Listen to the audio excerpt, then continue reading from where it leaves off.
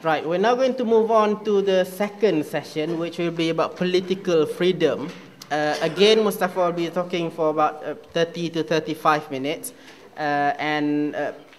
Mustafa, if possible, can we start by looking into the main political groups in Turkey? Maybe if you want to look at Refah and then how it went on to AKP, and maybe some bit on the Fethullah Gulen movement.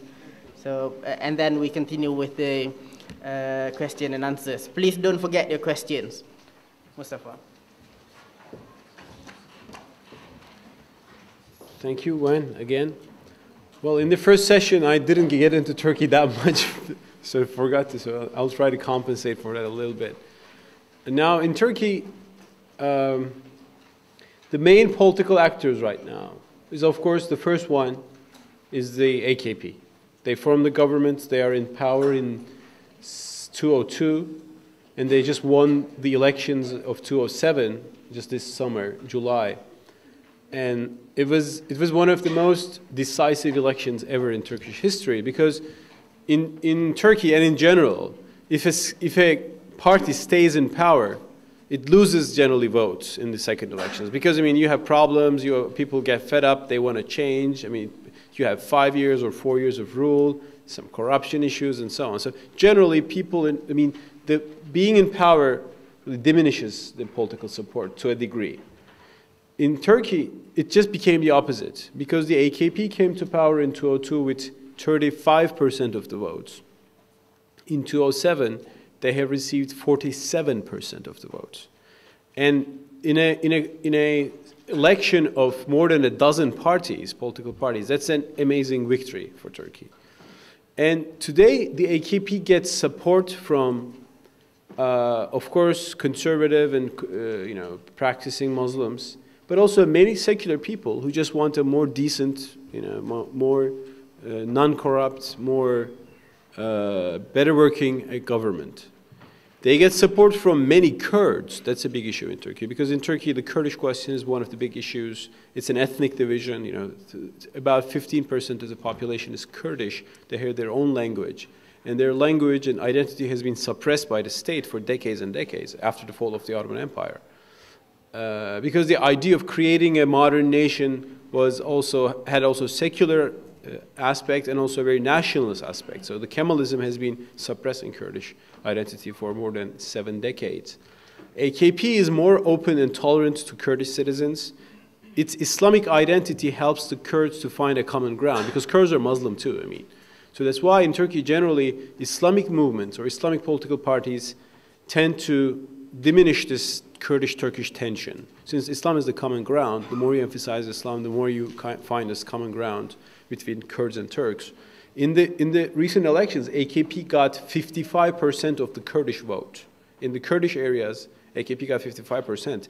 And secular Kurdish nationalists got 24%, which means that AKP just swept the Kurdish side. And that made the Kurdish nationalists very angry. And that's why their terrorist organization, the PKK, started to attack again recently. Just basically because they felt that they're losing the ground and they needed to do something. That's the AKP. In the second political party, do you want me to summarize how AKP came to be from Erbakan's line? Of course, I mean, AKP is a new phenomenon in Turkish politics. They just were founded in 2001. A party which was founded in 2001 became government in 2002, so just completely new. But, of course, their origin goes back to furthermore, and their actual origin goes back to the movements created by Necmettin Erbakan. I think he's known in Malaysia. I think he's a good friend of the PAS, is that right? Okay. The Malaysian Islamic Party. And Erbakan is a political leader who emerged in late 60s. And he founded a successive political parties, because the parties were closed down by the state. So he founded a new one each time. But they were like the Refah.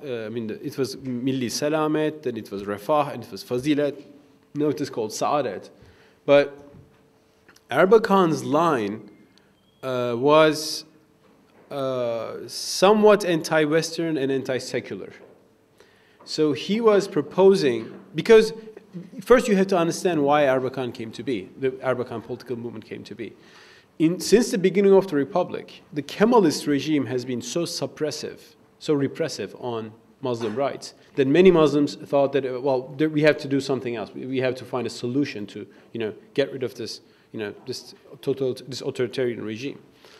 For some time, the majority of the Muslims voted for alternative center-right parties, which one of them was the Democratic Party of Adnan Menderes, which came to power in 1950. Before 1950, from 1922 to 1950, Turkey was ruled under a single-party regime, the Kemalist regime, which was basically what do you call a single-party regime? It was a dictatorship. And it didn't allow anything, except this political line. But after the Second World War, and democracy became the fashion of the day in the world, and Turkey was influenced by that. And the Kemalist regime had to allow different political parties. And the Democratic Party came to power in 1950 with a majority, with a huge vote. And the first thing that the Democratic Party did was to allow the free reading, the free recitation of the azan, the call to prayer. Is it called azan in Malaysian language too? Okay. Because before that, the Kemalist regime imposed a Turkish azan. And azan had to be read in Turkish. And the term Allah was replaced by the Turkish word for God, but it could mean any God. So, it was not really, it was not very welcoming to many Turkish ears, many conservative people. And it was also, it was breaking the unity of Muslims. Azan is in Arabic, it's universal, every Muslims get that, but why do you Turkify that? So many Muslims reacted to that. And the first thing the Democratic Party did was to allow the free recitation of Azan. Everybody started reading Arabic, of course. And also they allowed Islamic scholars like Said Nursi and other people to publish their material.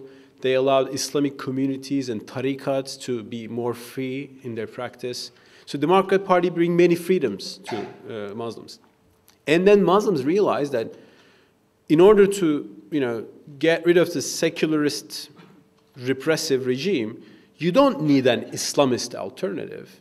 What you need is just democracy. Because the Democratic Party was democracy. It wasn't suppressing the seculars. It was just giving freedom to Muslims. So that experience helped understand Muslims that the threat is authoritarianism, and if you have a free regime, that's okay for Muslims. That's what you want.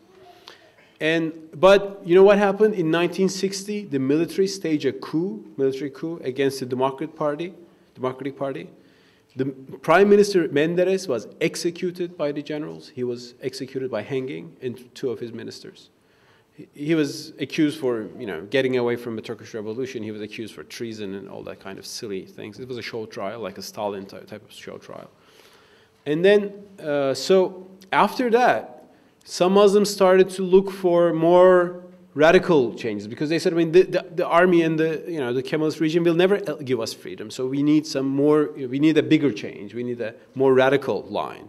So Erbakan came to existence in the late 60s as a reaction to that kind of aggressive secularism. And what Erbakan was saying that Turkey should get out of NATO. Turkey should, stop, trying to be a member of the EU, which it wasn't called the EU at the time. It was called the European Community. Even before it was it was called what? European, I think, Community at the time.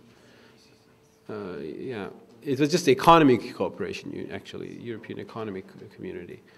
But Turkey was trying to build relations with that. Turkey joined the NATO, joined the Korean War, the anti-communist bloc, and good relations with the US. That was in Menderes' time. So Erbakan rejected that. He said Turkey should establish a Islamic union instead of the EU. And Turkey should establish an Islamic NATO, an Islamic money, and an Islamic everything like this. Not the traffic laws, but anything you can imagine. So that was Erbakan's line. But of course, if I go critical about that, first of all, that was not realistic because you had a huge population in Turkey which wanted to be in the Western world. So what can you going to do with these people? So not everybody wants to be